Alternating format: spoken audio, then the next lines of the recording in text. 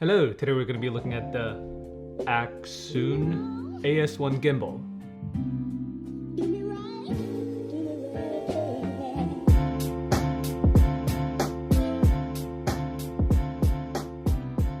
Now before we start, Accsoon did send me this unit free of charge, but I was not paid otherwise to say anything else. Okay, so a little bit of history about myself. Before I got the Ronin-S, I was borrowing my friend's Crane V2 and Crane Plus whenever I need a gimbal shot. But there were two reasons why I didn't buy the Crane V2 Plus or Crane 2. One was because the Ronin-S was already announced and I was waiting for that. But second, more importantly, is I wasn't the biggest fan of using the Crane V2 and the Crane Plus. I didn't like the ergonomics and I just didn't like the way it operates. Now, I'm not saying the Crane V2 or Crane Plus is a bad gimbal. It did its job. I'm just saying that I wasn't a big fan of it. So anyway, when Accsoon say they will send me the AS1, I thought it was just gonna be another budget gimbal out there that basically did its job, but it's not as great as, say, the Ronin. But after using it for about a month, not really. This thing is really good. First of all the packaging is really solid. Once you open the box, you will find a carrying case. In my opinion, this carrying case alone is worth getting the Accsoon over the Ronin-S. No, like seriously, what the hell is this? But anyway, there's nothing too special inside the case. Just our standard manual battery gimbal, charger, tripod, etc.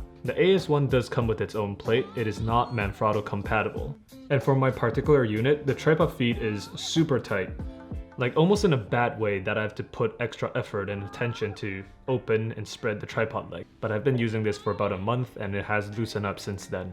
The gimbal itself, it's made of all metal. The only plastic parts are the little on-off switch, the knobs, the battery charger, but that's really expected. In the end, the build quality for the AS1 is very good. It is not as good as the Ronin-S, but most will probably agree the Ronin-S is one of the best, if not the best built gimbal on the market alongside with, say, the Tilta G2X. But of course, you're only wondering, how does the Accsoon AS1 perform? Short answer, it's great. If you're just looking for a simple gimbal and you don't want to spend $700-800 on a Ronin-S or the G2X, the AS1 is pretty solid. You definitely won't regret it. But of course, the long story. And as always, I'm going to try to talk about something different than other videos. If you're interested in the specs and the function, I would suggest you to go watch Locke's video. In his video, he went over all the details about the app, the connectivities, and the modes, and everything you need to know about that. I'll put a link down below if you're interested in seeing that. But anyway, when I was using the Crane V2, I always feel like I need to compensate my shot with the gimbal. And I always just thought that was normal until I get the Ronin-S, which, as you know, the smooth track on the Ronin-S works incredibly well. What I mean is, when I was using the Ronin-S, I no longer need to worry about the gimbal. I can focus on the shot I want to do,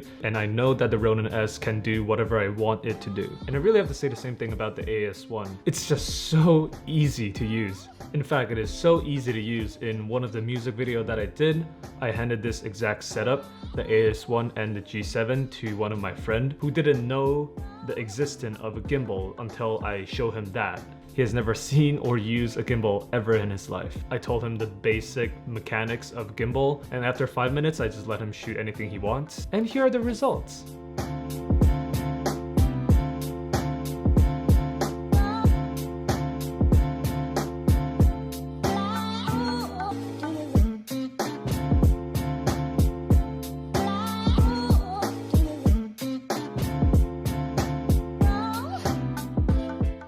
Okay, no, it's not the best result, but for someone who has never used a gimbal, to get a shot like that in the first 15 minutes, I would say it's definitely easy to use enough. In the end, I like to think in this way. The AS1 to my Ronin-S is like my G7 to my GH5. When I use the G7, I can just grab the camera, go out and shoot something, and I know it will work. But when I'm using the GH5 filming me right now, there are just so many more settings that I have to think about. Settings like what focal length I need to use for the IBIS. Should I use the second card as a backup or as continuous recording? Do I shoot in VFR and lose audio, or do I shoot in a 60 FPS clip and lose slow motion playback?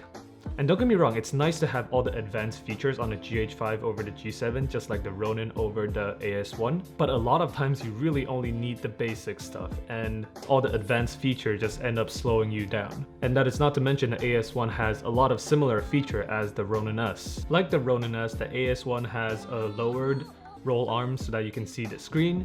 It also has a 3.6 kilo or about 8-ish pounds of payload. It also has a cable so that you can control your Sony camera. Oh wait, The Ronin-S doesn't have that. Speaking of the payload, Accsoon does claim that it can hold 3.6 kilos or about 8-ish pounds, which in theory, my setup, the GH5 plus 18 to 35, and my Metabones and cage will be able to balance on this. And yeah, I was able to balance it. I have to put my Rode mic to offset the balance a little bit. But the point is, I wouldn't recommend balancing anything too heavy with this setup. The AS1 is thinner and a lot lighter than the Ronin-S, so if you balance a heavier camera setup, it's gonna be a little bit awkward and uncomfortable to use. But then again, there are people who use like an Alexa Mini or even an Ursa Mini Pro on the Ronin-S, so in the end, if you're in the market for a $500-ish gimbal, perhaps give the AS1 a shot. It comes with a carrying case and it works with a Sony camera. Alright, that'll be it for today's video. Comment if you have any questions, but until then, I'll see you in the next video.